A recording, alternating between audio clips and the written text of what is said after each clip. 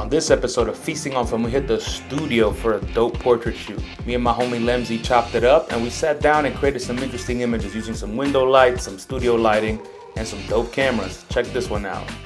This thing's cool, right? Yeah. Beautiful.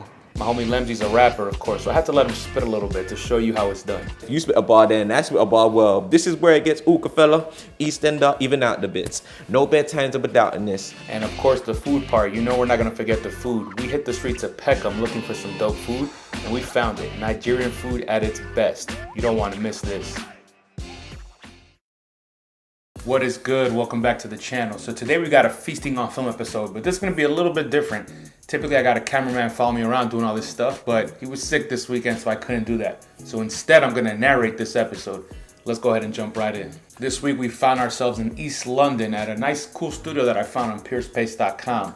And basically me and my homie Lemzi, who's a very talented spoken word artist and rapper, decided to link up and do a shoot. Let's check out some of the footage. Yeah, no, these are cool. Let's start with the stool first.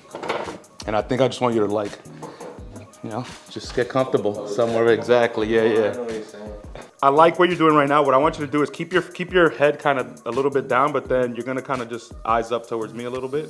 Yeah, and then eyes on me. Yeah, that's perfect. All right, let me get my focus. Okay. This camera is very slow to operate, but I like using it too much. I think I'm in focus there. All right, here we go. 1, 2, cool. That's one. So yeah, go ahead and lean. Let me see. Yeah, let's start like that, and then we'll kind of move around. Let me get up kind of close here. I love the lighting right now. It's pretty nice. All right, just yeah, right there. That's exactly what I was gonna ask for. Hold that. Look at me. 1, 2, boom.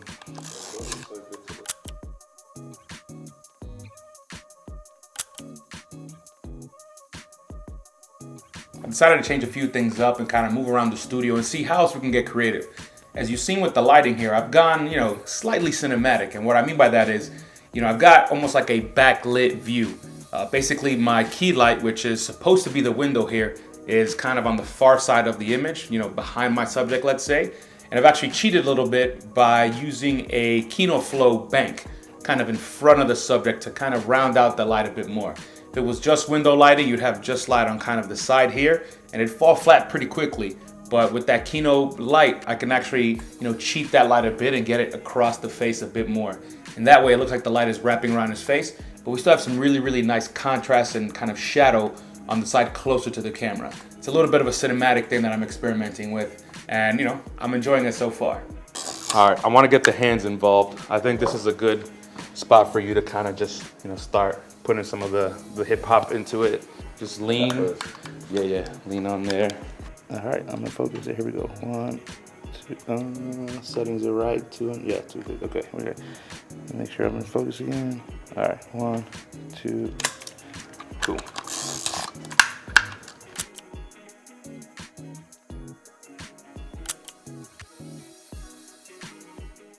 I've never used this camera, so I literally just got it yesterday.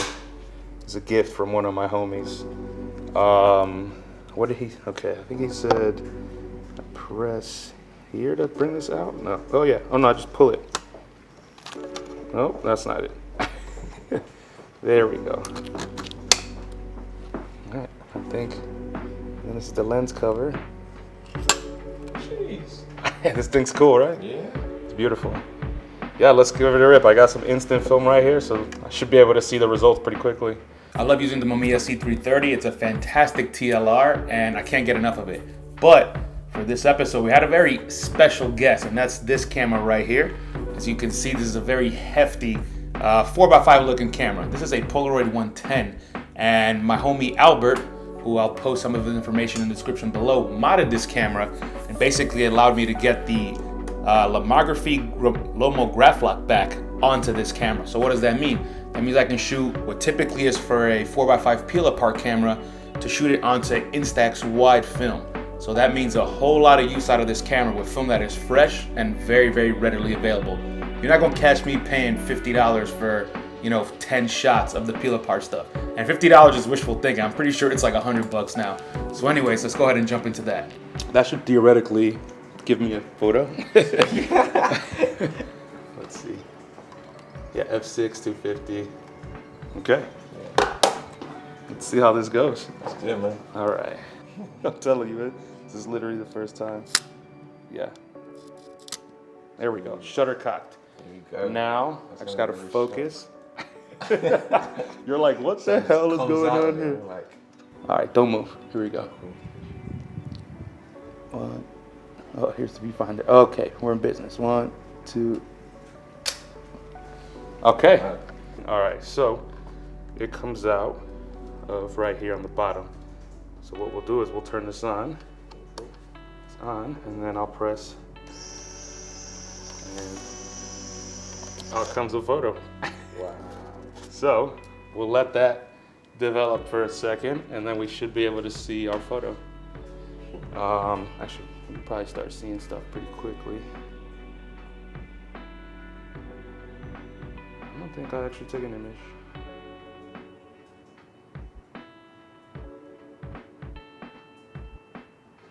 Yeah, I don't think I actually took an image. It's all right. First time. No, that's the thing. It is the first time. But what could this? There's no dark slide, so the photo is. Oh no, I did take an image. Look at that. I got scared. That's you right there. Damn, look at that contrast. That's coming through. That's coming through legit.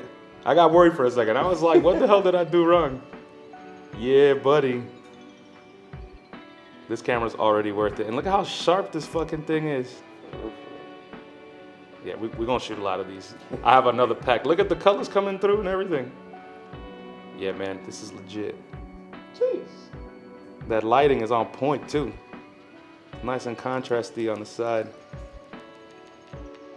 Hell yeah. All right, let's put this one down. Let's keep popping off these shots. I'm hyped right now. Yeah. You can tell I got excited.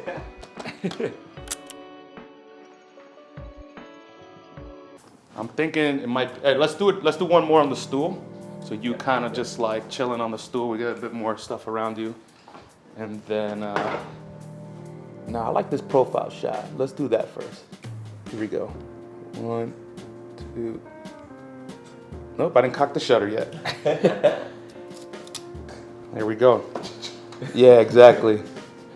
I was watching Godfather 3 last night as well. All right, here we go. 1, 2. Boom. That's such a good sound. All right, you ready? So it comes up. Right here. Yeah. Wow.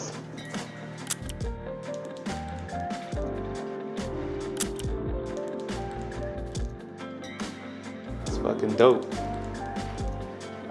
Yeah, no, that's dope. It's amazing.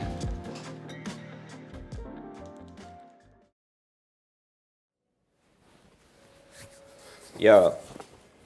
Come true with a shoulder barge. Sorry, not sorry like Hovenars. See me everywhere like the golden arch. Deserve my spot, not quarter mark. Words have power, show your smarts. Times of life, you gotta show your cards. That's how you know that you know your dodge. You can't credit their account, they're an overdraft. But I've really been working to focus on building an app that spoke and building my ventures. I ain't made enough time to just rap, nope.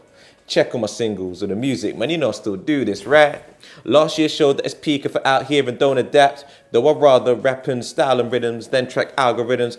You know my answer fully well. If you want to ask, it's about having clout or lyrics. We're in the era where numbers lie. Trust me, yeah, I was about to give in. Then I thought, fuck it, let me play the game to make my rules and bounce up out the system. Been banging fruit, not watching calories. I got a board of stars that want to manage me. Ain't perform for time and manage damage fees for the next show whenever that plans to be. Seeing cryptos and NFTs, I'm trying to live without a salary. Trying to work out these balance sheets, but most of all, just keep the balance in me. But ooh, you got Forza and Meta.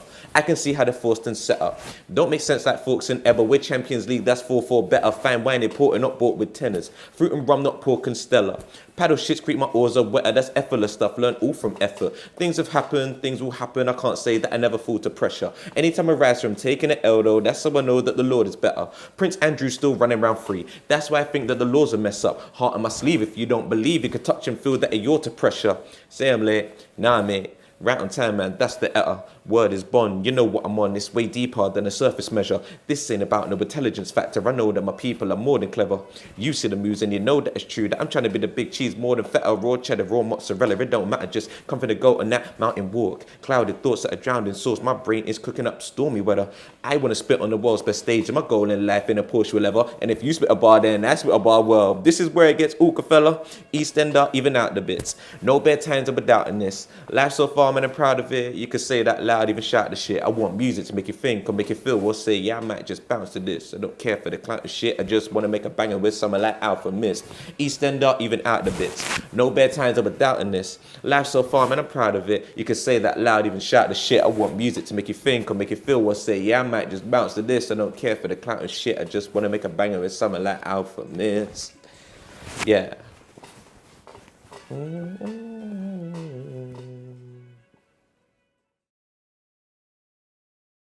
So I'm not very hungry right now because I went out last night, drank a bunch of beers, got pretty drunk. No, and then the friend I was with was like, "Yo, let's go to Mackey's."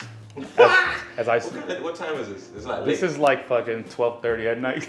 That's not It's late enough. It's not. Well, the point is like I had a little McDonald's situation, and I woke up this morning and it was all still right there. The Mackey's and beer then. So it's kind of sad because we're gonna go get Nigerian food. Don't worry, when we're there and you smell it, Exactly. it will entice you. No, trust me. If there's one thing I'm good at, it's eating. Yeah. So like that. Oh, I probably shouldn't have hit that so hard. If there's one thing I'm good at, is eating. So I think I can make room. No, I'm with you. I feel like when you eat with your hands, that's one thing. Yeah. Yeah. And this is gonna be filling. What you reckon you're more fish, meat, veg, which way? Oh, yeah. No, I'm not messing around. All right then. Especially, so I love stewed things. Okay, cool. Love stewed things. And I know there's a nice section of Nigerian cuisine that has a lot of stews. The second time, one of my homies from New York came through, and I was like, yo, come to Brixton, let's eat some Nigerian food. And we crushed it. He's black, he's from Philly. Is he Nigerian origin? Nah, he's like generic American, like black. Yeah. It's like you even lose, at this point, I feel like the African American it's not even like, It's just like American, that it almost doesn't apply at this point. Oh, so in the US, let's say. Okay. Because think about it, in the US, like, if you were a descendant of slaves, right? Yeah. That was, slavery was abolished in the 1850 something. Yeah. So that's around 150 years ago. Yeah. A couple generations already. The Africa part of it is like, none of these motherfuckers been to Africa. You're American. And it's just fine. I'm not saying you shouldn't associate with that if you feel like you should, but the majority of people I know, like, ain't never been to Africa. And like, on top of that, culturally. To be in Africa, Exactly. Like, It's different for you and I. Like, obviously you've got Nigeria, I've got Dominican Republic.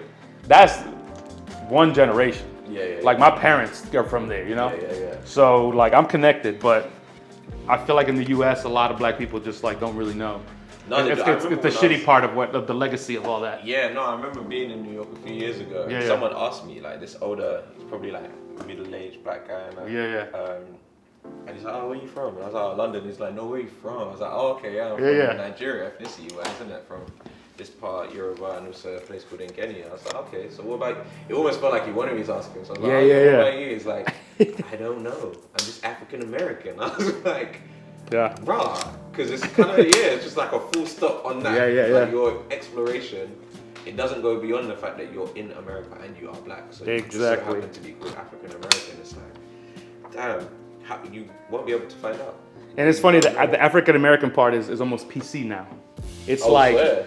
Yeah, if you're a politician, for example, and you want to talk about, you should say African American, or you should. No, I'm not saying you should. I don't know what's the right answer, but what I'm saying is the trend is that people who are trying to be PC will say African American. And then a lot of black people are like, African American? Ain't no African. Like, what are you talking about? I've never stepped a foot on Africa. All right, let's get one shot here.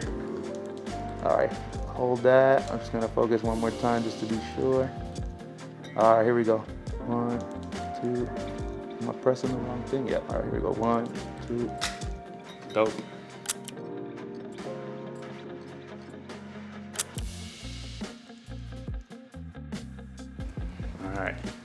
Game time. So, no, stay where you are, but yeah, just like put your feet on the bottom step, and then that way you can exactly. Yeah, let's do a low one here. 1, 2. Cool.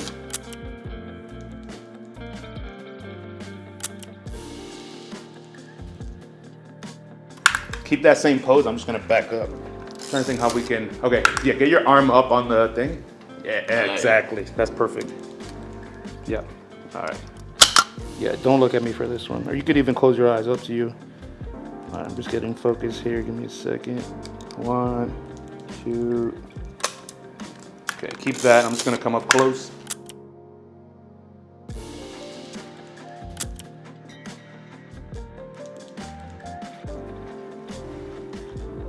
Oh, it's the same shit. 125th on it. It works. All right, here we go. 1, 2. Cool. I think we good. All right, so you know we're gonna go get some food because this is feasting on film, and we do photography and we eat. So for this one, since Lemzi's Nigerian, I told him, yo, let's hook it up. Let's go to a spot that serves fantastic Nigerian food. And for that, we chose a place in Peckham, which is a very Nigerian neighborhood in South London. So to make things even more interesting, I actually messed up the sound on the video portion that is when we're eating. So I'm gonna narrate the entire thing. But basically, we got into this restaurant. It was a nice kind of homey vibe. And you know, it's no fancy, no frills, just really, really good, classic homestyle Nigerian food. So we actually started with a couple interesting things. We had this appetizer here that's basically what I would say kind of like a Nigerian hush puppy. It's very doughy, it's very moist, and it's got a nice little kind of, you know, brown, semi-crispy edge on the outside. This thing was delicious. It's the perfect way to kind of kick off your appetite. It also would be a good scoop and sponge for all of the saucy things that we're about to eat. So this definitely isn't a full representation of what Nigerian food has to offer, but I think I got some of the classics here. So to start, we actually got some jollof rice, which is basically rice that's cooked in a spicy tomatoey flavor, and therefore the rice comes out red, it comes out nice and bright, and honestly, it's delicious. I love rice, and you have to have rice with something. So I got it with a beef stew. And this stew was really interesting because the beef, it wasn't fresh beef. And what I mean by that is the beef was actually salt cured. So you can say it was kind of preserved. And that changes the texture. I don't know if you've ever had cured meat of any kind, whether, you know, animal protein, fish, whatever. It changes the texture and it really kind of adds this dynamism to it. And on top of that, this one was stewed. So it was slow cooked and basically fork tender. That combination was interesting and I wasn't expecting it. On top of that, they've got the tendons and some of the joints and things like that and cartilage in the stew as well. So not only were we eating kind of the actual muscle, but we're eating kind of some of the odds and bits around there. And it's all a lot of different textures. I think Nigerian food is all about texture, from my opinion. You get all these different kind of, you know, flavors and things happening in your mouth that manifest with just more than your taste buds. But, you know, you chew differently and things are soft, some things are hard, some things are chewy, some things are bouncy. It's cool, and it all tastes great. And it might not be that interesting to some of you out there listening, eating joints and cartilage, but I guarantee you that shit was delicious. Lemzi also got a stew. His was a little bit different. His almost reminded me of kind of like an eggplanty stew. I'm not exactly sure what the ingredients of his dish were, but you know, the dish was fantastic. And his dish was very earthy and rich and succulent. It was less about kind of the bright, bold, spicy flavor, and it was more about kind of, you know, the stewy, comforty flavors. Things are a bit more warm and, you know, kind of homey. And it was delicious. I tried some of his and it was just so good. The funny thing is, we kind of danced around the menu. Lemzi's of Nigerian descent, but you know, he kind of broke some of the rules apparently. And of course, I didn't know what I was doing, so I definitely broke some of the rules. I got some pounded yam, which is basically that ball that you see there. And you're supposed to take that ball, kind of scoop it with your fingers, and then use that to scoop up some of the stew and some of the other stuff. I ended up not getting the right companion dish. Apparently, the beef stew that I got is not what you're supposed to get when you're pairing, you know, the pounded yam with something. And you know, you live and you learn. I actually met this lady here at the restaurant and she immediately saw us eating and was like, what are you guys doing? She was very nice about it, but she was picking fun at us. And basically, like I said, she was saying, we got the wrong combination of things. So next time I get Nigerian food, I'm gonna pay attention and ask them to recommend to me what I'm supposed to be doing. In fact, here's a clip of her showing us exactly how it's supposed to be done. You see, a nice scoop of the pounded yam, take that with your fingers, dip it into the stewy mixture, and I think hers had okra and maybe some chicken and some other stuff, and then that goes in, and it's a nice big morsel. And honestly, I got down and dirty too. You know, you really got to use your hands in some of these dishes, and I was very proud to do so. I mean, look at here, I'm kind of modeling this, you know, dirty, spicy, saucy hands for you. But yeah, Nigerian food is dope. If you've ever considered going, definitely go check it out. And it's good for all kinds of, you know, diets, let's say. You know, you got a lot of vegetables, you know, vegetarian food, a lot of stews. Things are very nutritious, and they seem to be very wholesome as well. This isn't, you know, stuff packed with cheese and all this other dairy stuff. This is a bit more light, let's say, but it is spicy and it is rounded with full flavor. This isn't for the faint of heart. If you like stale food and food that doesn't have flavor, Nigerian food's not the one for you. All right, y'all. I hope you enjoyed this episode. I know we changed things up a little bit, but next time we'll get back out there and do it the normal way. If you enjoyed this video, of course, like the video, and you're gonna see a lot more information about this camera here, so don't you worry. I'm sure a lot of you got a lot of questions. All right, y'all, to the next one. We out.